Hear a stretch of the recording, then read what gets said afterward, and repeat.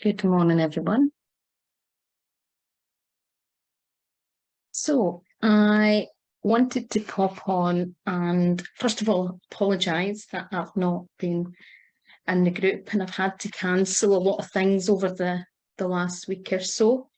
I had been getting some dental surgery, and it's not completely fixed.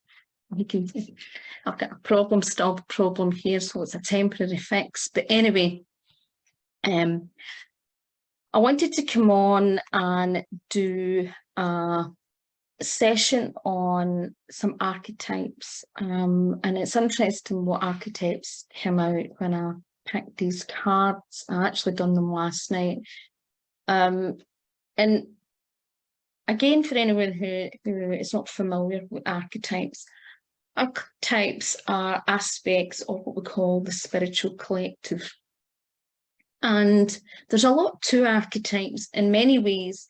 If we look at Carl Jung, he was what they call maybe the father of archetypes. But archetypes are commonly used today in branding and marketing, but every company and every organisation will branding or marketing companies tend to have sometimes slightly variations in the archetypes, and it can depend on the industry.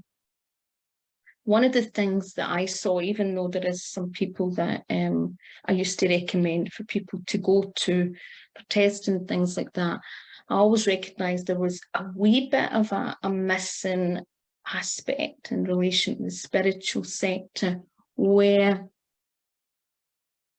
it was almost like a lot of the information in branding and marketing can be really helpful, and I'll explain more about what I'm going to, talk about.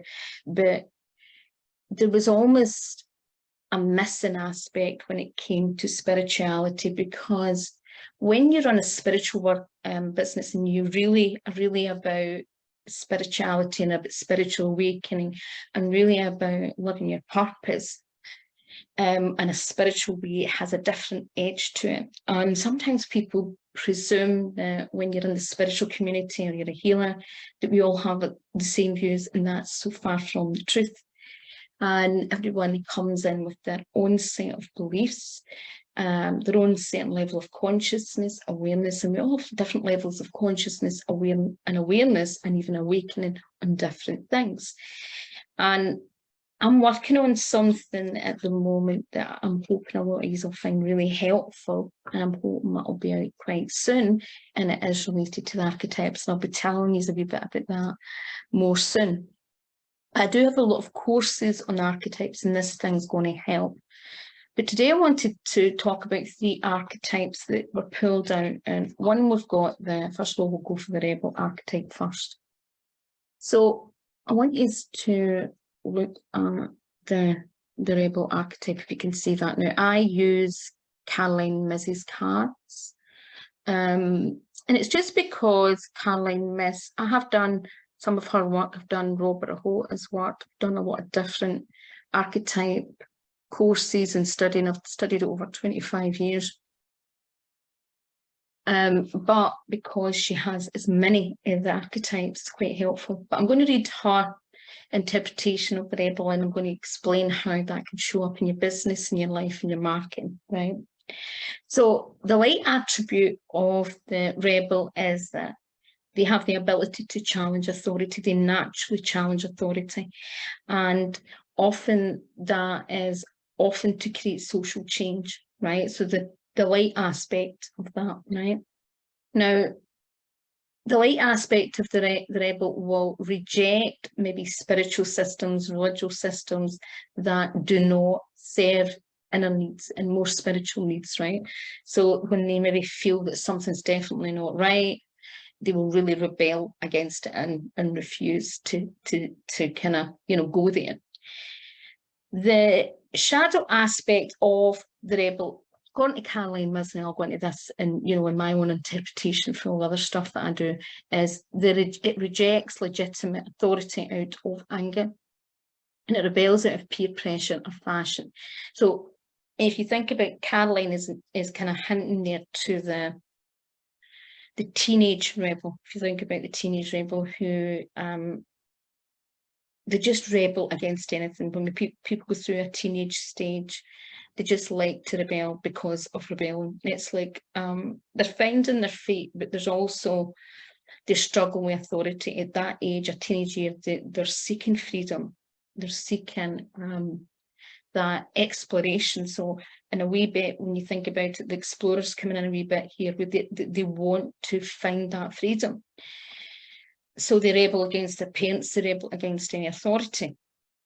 Now, sometimes when people are immature in their spiritual journey and they're very early on in their journey and they're not secure in themselves, and sometimes I suppose it's not worldly wise yet, they can rebel against almost anything, right? And really dislike anything that may be like rules or laws or guidelines or suggestions even sometimes.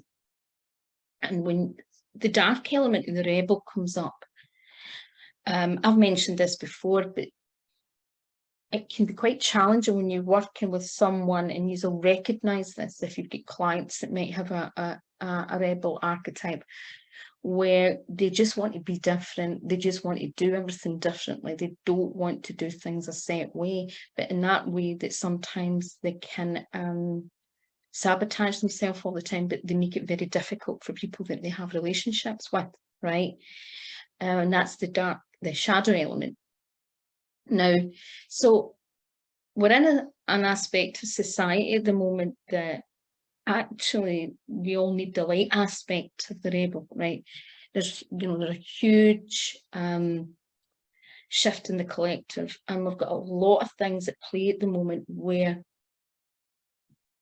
we all are actually in many ways needing to own the light aspect of the rebel, where the rebel who actually knows that freedom is at a core level important and knows that certain rules are not healthy rules, laws are not healthy laws, when laws, so basically because of the social justice element, the rebel knows, the light aspect of the rebel recognises when things are just insane. Now, this gives if you think about a teenager, sometimes a teenager can see things from a perspective that we don't, and we look at them as being naive, but guess what? We've just get used to certain patterns, certain structures, and we think we've just got to put up with it, where the rebel aspect and the light aspect realises that no, that shouldn't be like that. I shouldn't have to put up with that kind of thing, right? So the light aspect of the rebel is asking you to look at your life and think about what areas in your life, or are you allowing even in society and in the world, are we allowing to take our social, the justice they're trying to take our rights away, or any injustices? Where are we allowing and we stepping back, or where in our life are we actually standing up and saying no, from a light aspect, from a positive aspect, for that we are recognizing that we all need to have a little bit of the rebel in us, right? Now, a lot of spiritual warriors, spirit and light workers at the moment have been, particularly those that have been awakened to what's going on and has been going on in the collective, particularly for a long while, but I suppose it's become more obvious in the last 3 years. Now some people are still slow to catch up, but there's an aspect of it's more obvious in society to how much injustice and things that's been going on, where there's a play of where we almost need that rebellious aspect to move forward. Because if you think about a teenager, if a teenager does not learn how to rebel and suppresses lots of things, and if you think about a lot of shy people who didn't rebel at school, sometimes can be a lot of suppression, and then they can really struggle to stand up for themselves, stand up for rights, and constantly fall into victimhood because they've not felt that rebellious energy and that little bit of fight, if that makes sense. And it's not really fighting energy, but it is a wee bit of, you know, think, no, it's a wee bit owning your sovereignty, right? So if you have got the rebel archetype in you, in your business or your brand, it's very important that you demonstrate your truth and that wee bit of rebellious. Now, you've just got to be careful that it doesn't come across aggressive, or it doesn't come across too dominant and too in the dark side, because sometimes rebels can have here to be the dark side, but it's often not. There's you know, it's just how they do things.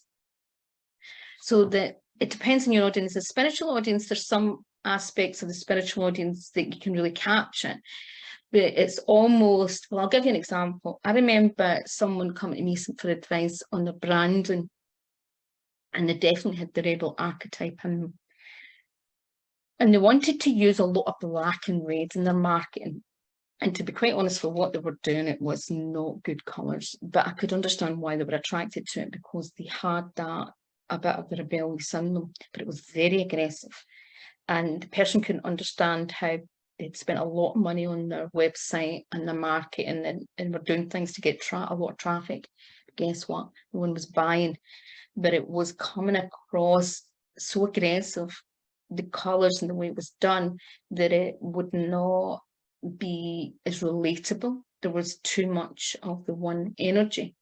So the rebel tends to go off a lot of things that the rest of us can't go off with, but they have to be very careful. But I would say in the collective at the moment, this card does really represent what's going on in an energy of where we're at. People are starting to find that aspect of where they need to start standing up for their social justice. And it's a collective energy that's going on all across the world. I think the UK is way behind in a lot of things, to be honest. I think they're starting to catch up. So the rebel archetype represents that kind of rebellious spirit, right? And the spirit also of uniqueness, right? Another name for the rebel is the outlaw and the maverick, right? Now, I'm going to talk about the orphan archetype. So one of the things about the rebel archetype, before getting to the orphan archetype, is that the rebel archetype is a bit like, in some aspects, it can have a wee bit of the explorer archetype in them, right? And there's a certain amount of independence, right? But sometimes the rebel also can want to be part of a gang, right? So they want to be independent, that I'm strong and I'm able to be different. But sometimes they want to more be part of a gang, right, in some ways. But and I'll go back to that in a minute. The orphan, everyone recognised the orphan child because the archetype is very obvious in some ways, right? So the typical orphan archetype is, for example, the child who has lost both their parents very early on and are completely abandoned, right? And maybe went into foster care or were left to be cared by someone else, or they felt that abandonment. Now, there is more to that. We all have the orphan archetype in us because we all feel at times left out, and there's different levels to that, and orphaned in some way are abandoned. But there's the orphan. I get quite a lot of people who also have the orphan archetype when they come to me again for their coaching, their business, and often it's mixed with maybe the alchemist or the sage. And often there's a wound in there that's still not been healed, right? And it doesn't matter, if, you know, obviously you want to work on that. If there's senses, I'll give you for examples, right?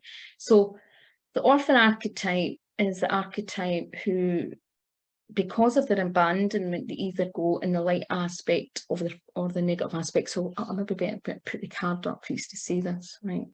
And I'll read out what Caroline says, and then I'll explain a wee bit more. So, and how the light attribute is independence based on learning to go it alone, conquering fear of surviving. The shadow attributes is feelings of abandonment that stifle maturation, seeking inappropriate surrogate families. So when we think about a child that's abandoned, right? And if you think about a child, like anything, when you go through any sort of hurt and trauma, abuse or neglect, you can go one way or the other, or you go a mixture, right? And most of us are a mixture. And what happens is that we fall into the aspects of the orphan child in certain areas of our life where we felt neglected or abandoned or alone, right? And one of the powerful aspects of the orphan child, when it's in its greatest light, is the orphan child has this ability, and the orphan aspect within us, to make, want to be a community, want to be a family, want to be accepting, and want to almost be open-armed to all, it's maybe all ages, all people. There's no inequality there, right? And the orphan archetype in relation to Brandon is also called the every guy and every girl. Now, the orphan brand is very practical and down to earth, right? But the person who runs that business has to be very careful that their own neediness, right, is not just coming out and they're only using their business as a way to feel as if they belong, right? As if they want to be part of the gang. Because what can happen was it can be very much codependency issues and lots of other things can come up. The great thing about the orphan is the orphan has the ability to be very compassionate and build up community, right? So someone who has a very strong orphan archetype often has the ability to just help everyone feel part of the community and part of the family. And the negative aspects, it can show up as manipulation to try and belong, or be really silly and just want to belong to everything and be part of everything, even if it's not aligned. So this is where the rebel, if someone has a lot of the orphan wounding in them, they may want to be part of the rebel gang that's doing destruction in the negative aspect, and they just want to be part of a gang. So if you think about a lot of children with a lot of abandonment issues, sometimes they start getting into the wrong crowd. And they just want to be part of a crowd, they just want to belong to something, and they fall into patterns, right? So in your business, one of the things that can crop up for the orphan, someone that's got a strong orphan archetype in their business, it's very like the caregiver and the nurturer. Sometimes they have to be very careful, because if they open their arms out to everybody and everything, they actually can burn themselves out, and their business can create a lot of problems. Because often what happens, the orphan tends to be aimed at like not high cost, it's not premium level. Most people with orphan and every guy, every girl businesses tend to be, it's not aimed at a premium level. Or even if they are often premium levels, it's good for that type of business to have some low-cost products or low-cost membership. But the reality is they still have to be focused, like any business, what is their specific niche, because if they open themselves up to everyone, they can end up trying to do too many things and trying to cater for everybody, and it's burnout, right? It's like almost like the family who lets everybody and anyone in. And I have to be honest, as a nurturer, as a teenager particularly, my mum and dad, now I'm the oldest of a big family, and my mum and dad used to kind of look at me, because they used to say I used to bring every stray cat and dog. Now, they weren't talking about animals, unfortunately, they were talking about people. And if it was a lost soul or someone that needed something, I would be bringing them into the house, but it would cause lots of problems.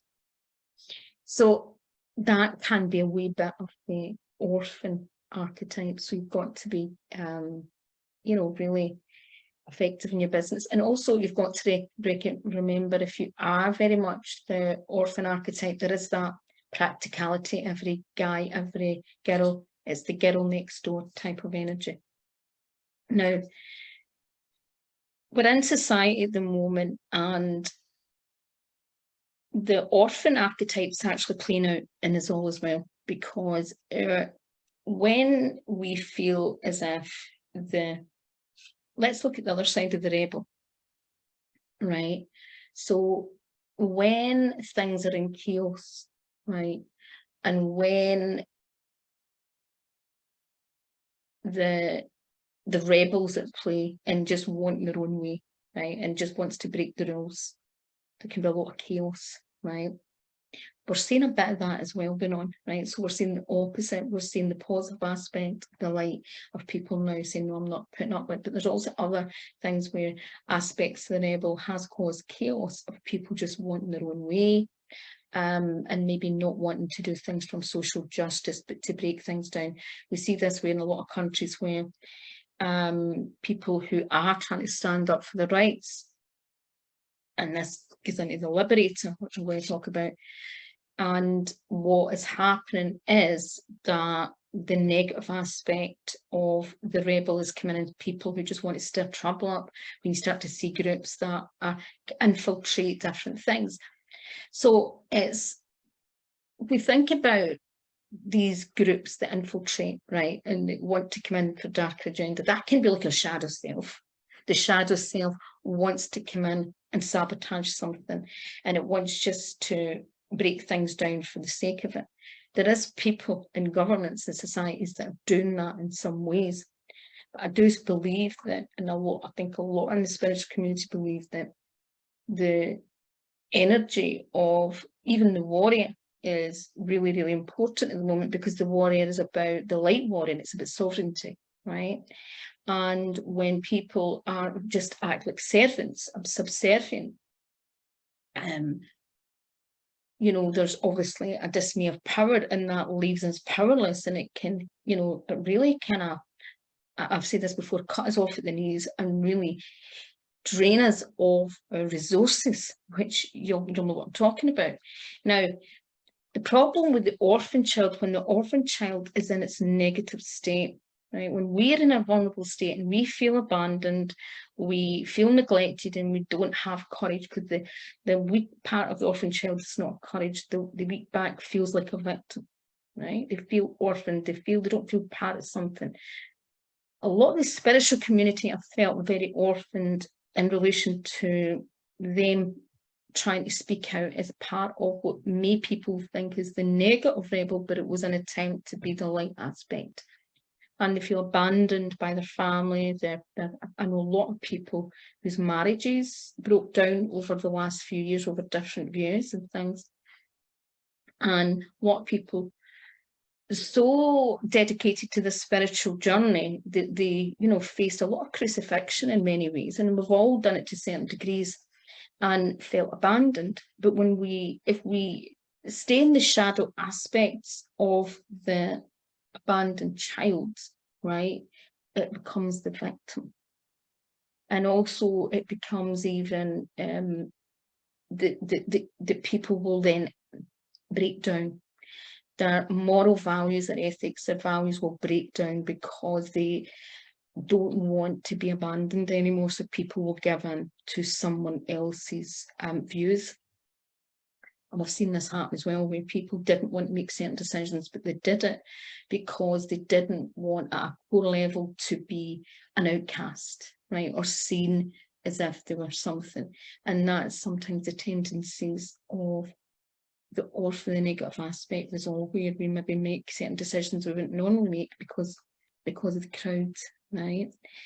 Now, the liberator is quite interesting, so I'm just going to show you the liberator card. It's not one, I'll be honest, it's not a card that I work with a lot.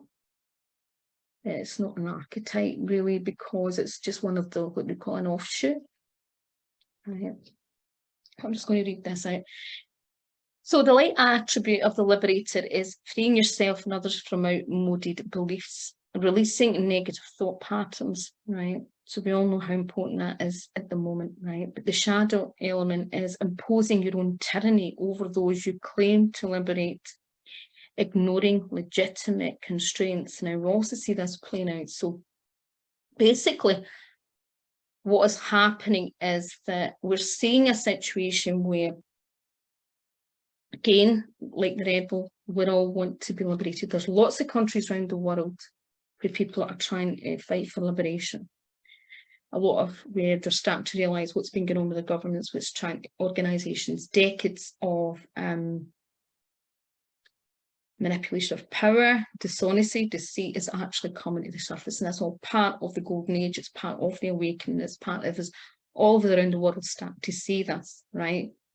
So there's many people, a lot of people, I think, in the general public don't even see this, but there's millions of lawyers all around the world trying to fight for our rights at the moment, because some of our rights have been taken away, and they're representing the liberator, and so as so many light workers and so many of you who are trying to help people and help them to be liberated within yourself, because liberation is also a state of mind. If you do not feel free, or you do not act free, you will let other people dominate, you will let other things of society. But if you're someone that can, at a core level, on a spiritual level, liberate yourself from the present matrix and the control and certain stigma that other people want to put on you. And I'm going to give you an example that might relate, it might not, but it's maybe a way that I can find easy to explain. One of the things that I had to do, and it was quite hard as a young person who was a people pleaser, who was always polite to people, who was the least assertive person you could imagine, was I had to liberate myself from the mainstream medical field.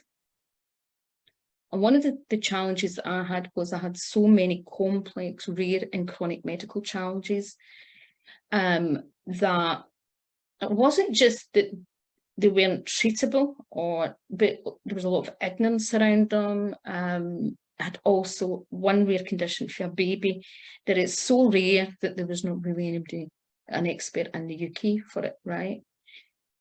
One of the things that I discovered quite young, which kind of really shocked me at my core, and I'm so glad that I was very sensitive, very intuitive, was the amount of doctors that just wanted for me to take any sort of medication. It didn't matter what it was. It was like as if they were just trying to say, take this.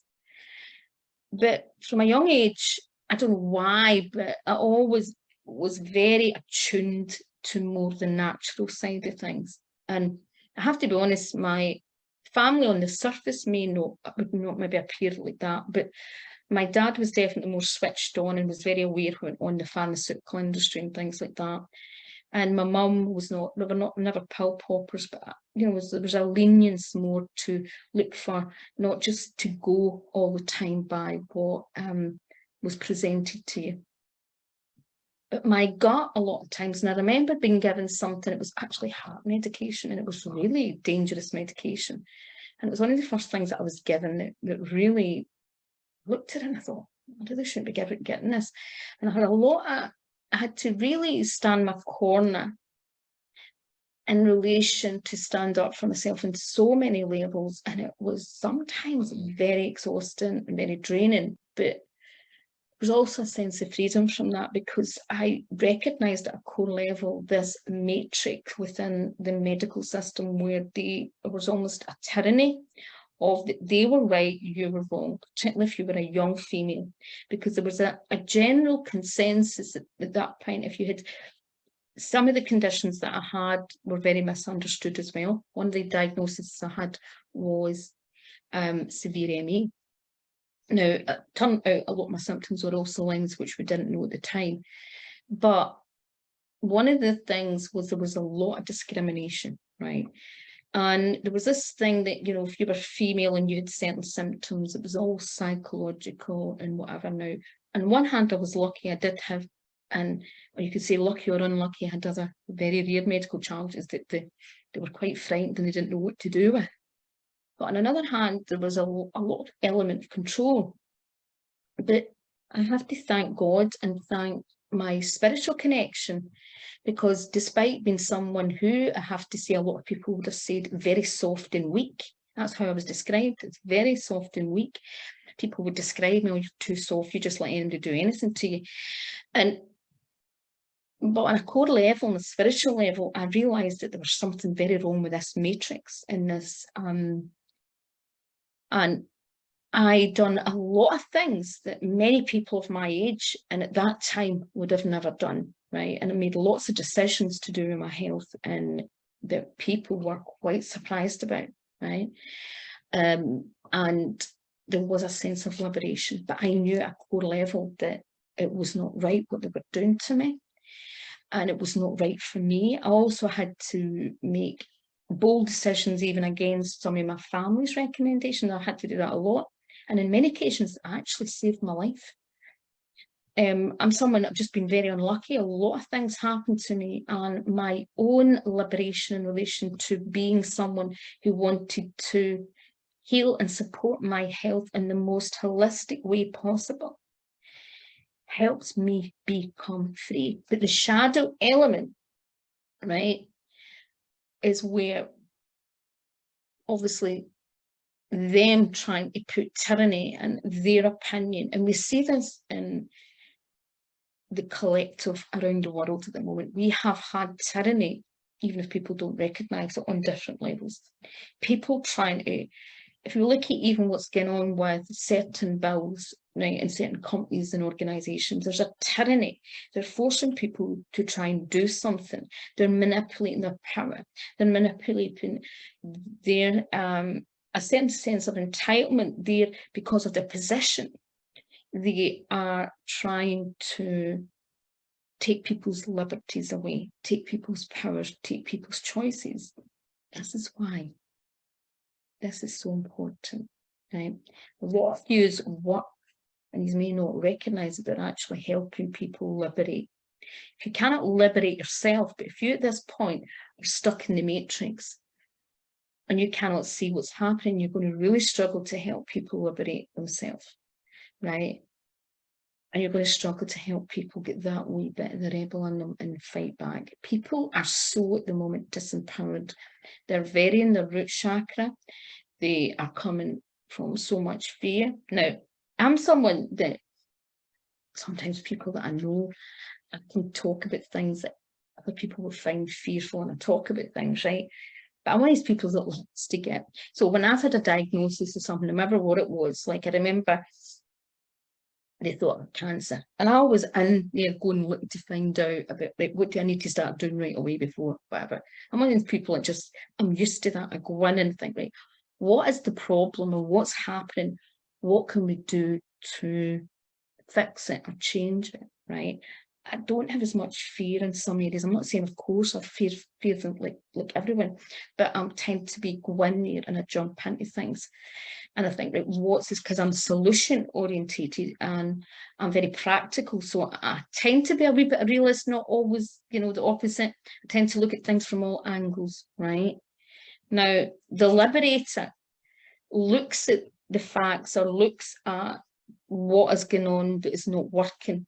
They don't hide their head in the sand. They look at it. The rebel definitely doesn't hide their head in the sand, right? Of course, the rebel can go maybe the opposite way. The rebel can maybe go so much to the darker aspect of the shadow element that they're just creating fighting, or they're just doing things to be different. They're stubbornness. Okay, if you don't heal the inner child, right, the orphan child, the wounded child, it's very hard for us all as humanity to work together as a community, right, and come from a point of strength and not be triggered by the negative aspect of the rebel or even the negative aspect to the liberator. Because when we're in fear, we can actually sometimes control our be more tyranny. You know, that tyranny, even if it's very subtle, can come out in the way that we work. Now, at the moment, everything's changing, right? Everything's changing in business and market and in society.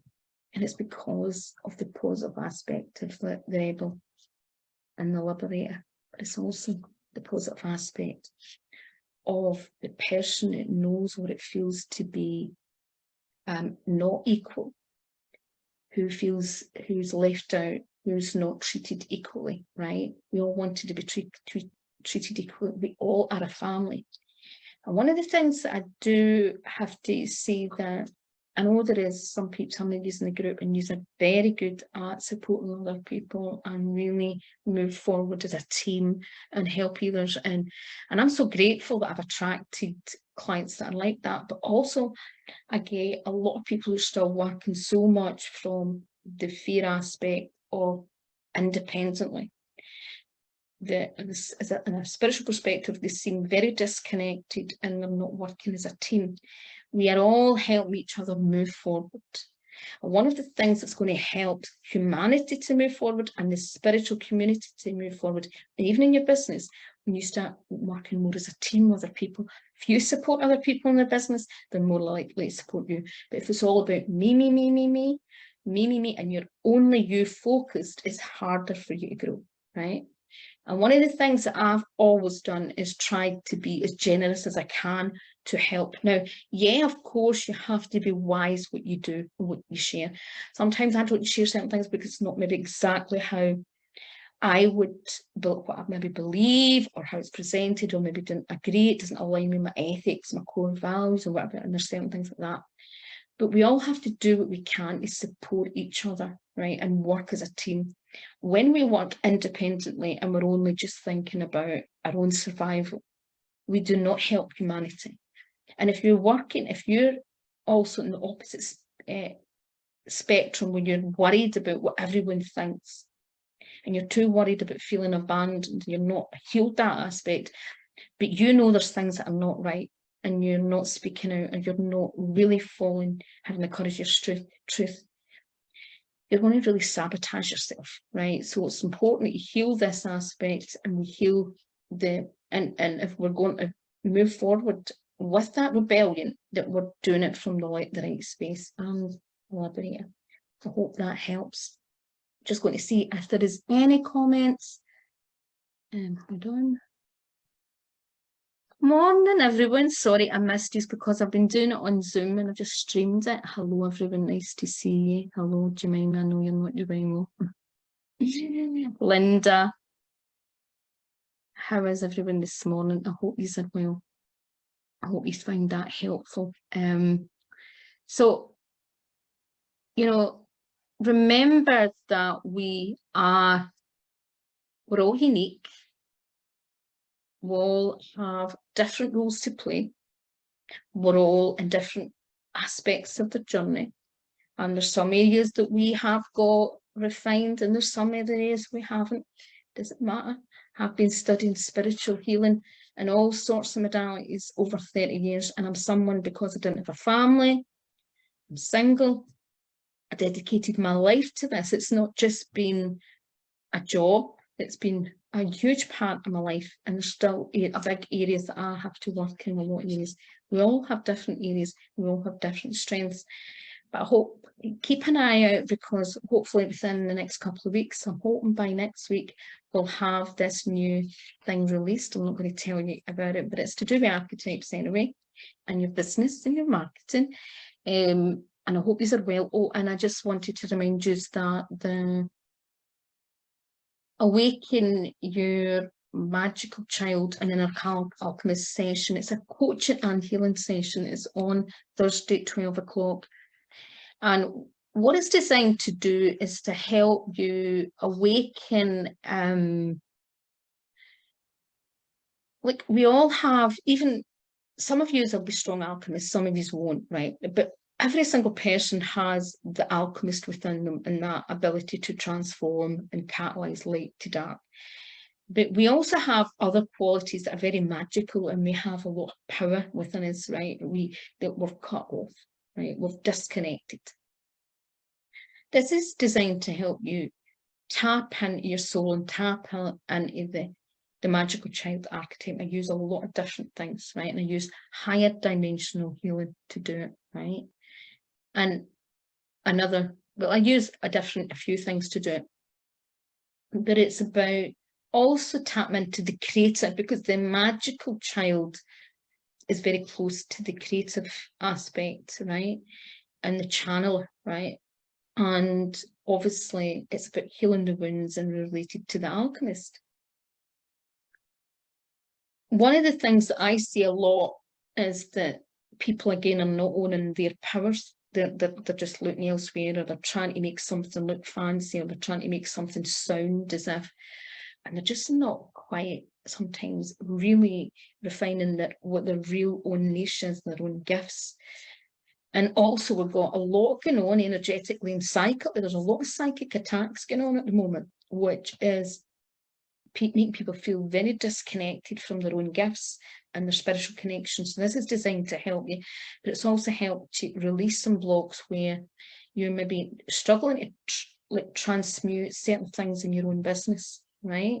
Because obviously when you're in your business, you know, whatever you're selling, it's important that, you know, you're able to, you know, a certain level so you're helping other people. But sometimes things can happen and we hit blocks. So it's designed to hit blocks. Now, if you buy what's like the top level light workers toolkit or the top level spiritual marketing club, there's different levels, right? Premium levels, the top levels, you get free access to the monthly archetypal healing sessions. It's included, okay? So you can buy that, or you can get access to the monthly. Now, as I said, it's not just a healing session, and it's not just like any healing session, right? I've dedicated a lot of years to try and help people really up level. And one of the things that I'm learning more and more is that it's a lot of the modalities that we're using are changing, right? We're having to move. A lot of modalities are only working in 3D and 4D, right? We're moving past all that. You need to get your connection. You need to get your spiritual connection, your soul power, your soul connection up, right? And it's so vital, because see, if you can get that up at the moment, it makes a huge difference. You can be guided so much better.